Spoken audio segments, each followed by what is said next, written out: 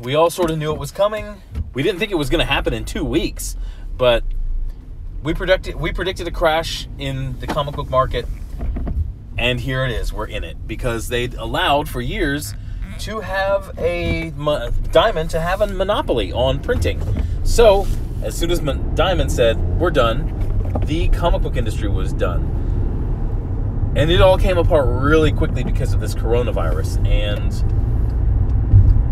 yeah, it sucks. We knew something was going to happen. We didn't think it was going to happen this fast.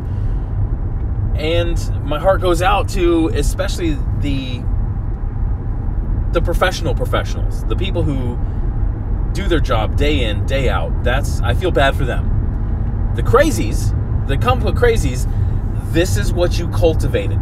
This is what all of your actions were heading towards. You refused to see it, but now here we are in the middle of it. Congratulations. I really, really feel for a lot of people who are out there who own comic book shops, who work in comic book shops.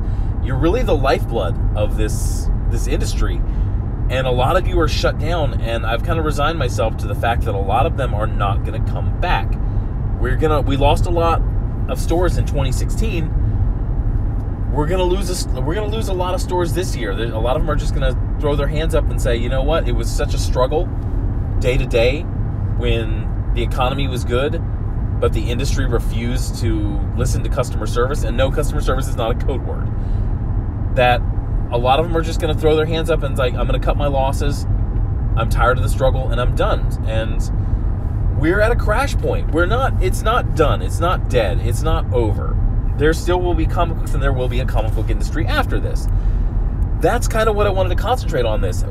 The things that need to be different in the post-COVID comic book industry. The things that need to be laid down. Now that they've a lot of these comic book companies, Marvel especially, with this crash, they should clean house because somebody's got to realize that they're not making the money that they should be making with Marvel Comics.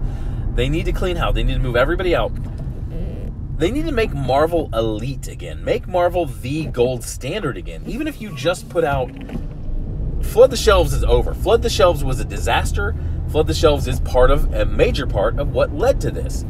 You're putting out books that nobody cared about. The people creating them didn't even care about. They were just picking up a paycheck, and that's the extent of their love for the book. Now, I would love to see Marvel go back to doing 30 books a month. At most 40 or 50. I'd say closer to 40. But that's what I would like to see Marvel do, is go back. Become elite again. Once again, pay real money to artists to get them to do art. You're not trying to put out 100 books a month. You don't need these Tumblr level trash artists anymore. You can make every book at Marvel Comics matter. That's one thing I would like to see. Once this comes back, once you can start doing some hiring again, set down some laws. You're not going to do this on social media. The reason why you have so many followers is because you write Spider-Man. They're not here for you. They're here for Spider-Man. You just happen to be the guy writing Spider-Man scripts right now. You cannot do... They need to put down those rules to where your behavior on social media, you will be held accountable for it. If you call half of the audience Nazis, expect to be fired. If you call them bigots, if you tell them not to buy your book, especially if you tell them not to buy your book, expect to be terminated as soon as possible. They could do that. You can lay that down like instantly. And for someone to get hired or hired back with Marvel, that's what they need to. That's something that they need, an agreement they need to sign.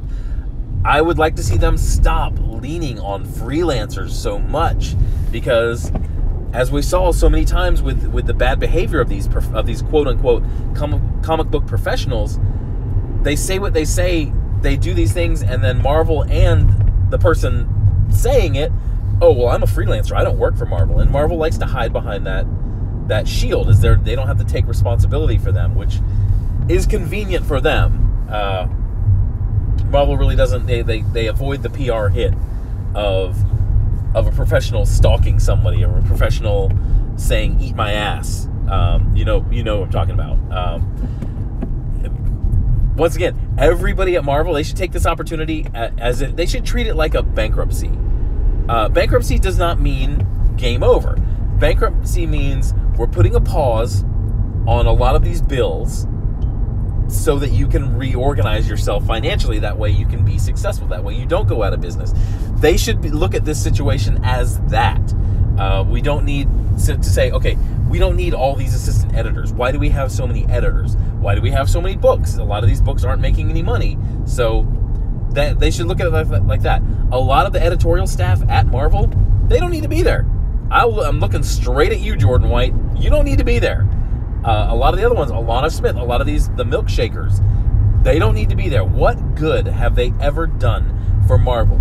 Name the book that they edited. Name the story that they helped craft that became one of the iconic storylines of Marvel. The Dark Phoenix saga, the Ultimates, those really, really good Daredevil runs. Name the editor who steered one of those in the past 20 years.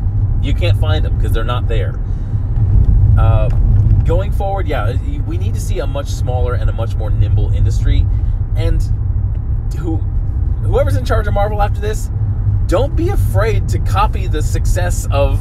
You want to copy the success of Ethan Van Sciver, of Diversity in Comics. You want to copy their success. You don't want to copy the success of Mark Waid over at Humanoids, Humanity First, because I'm pretty sure he has books selling less than 1,000 copies. You don't want to follow that. Follow the people who are making money. Don't be afraid to take a cue from them. Don't be afraid to hire those people. Imagine the polar opposite of the energy that announcing your boy Zach would be writing a new Warriors series as opposed to Kibblesmith and Safe Space and Snowflake and all these that clown vampire that they added in there too. Imagine how excited that would be. And yeah, it would piss people off, but you know what? It would piss people off who aren't buying your comic books anyway. It would piss off the phantom audience that you think you're selling comic books to, who can't be bothered to go into a comic book store ever. The ones who get your stuff off torrents. That's who you would piss off.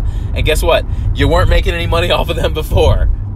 So I'm going to wrap this one up. I think it's a good opportunity. It sucks. My heart goes out to a lot of these shops. A lot of the pros, a lot of the responsible professionals who are having a rough time. They've been told pencils down. I feel for you. I hope you make it through it. And you're a professional. You will catch on somewhere else. The frauds, the hacks, the people hired because of the check mark that they give Marvel, the people hired because of their haircuts, people hired because they're an outrage industry. They're not going to get rehired. No, they're done. That's done. But I hope we see a smarter, smaller, more nimble comic book company across the board. Maybe somebody suggested what would it be like if Image went back to being Image of the 90s and the early 2000s, where it was people were doing their comic books, their independent comic books that were about action, not their independent comic books that were posing as screenplay pitches. I would love to see Image get back to that. DC's a whole other thing. DC's just they're blanding themselves to death. That's what DC is doing. They're trying to stay so middle of the road that they're just blanding everything to death. But that's all I got for this one. Tell me what you think. Tell me what you think the end result of this will be. I don't think it's going to be death of the comic book industry, but I think hopefully some smart people will make some smart decisions and we'll see a different comic book industry. But thanks for listening. You guys go have a good day. Bye.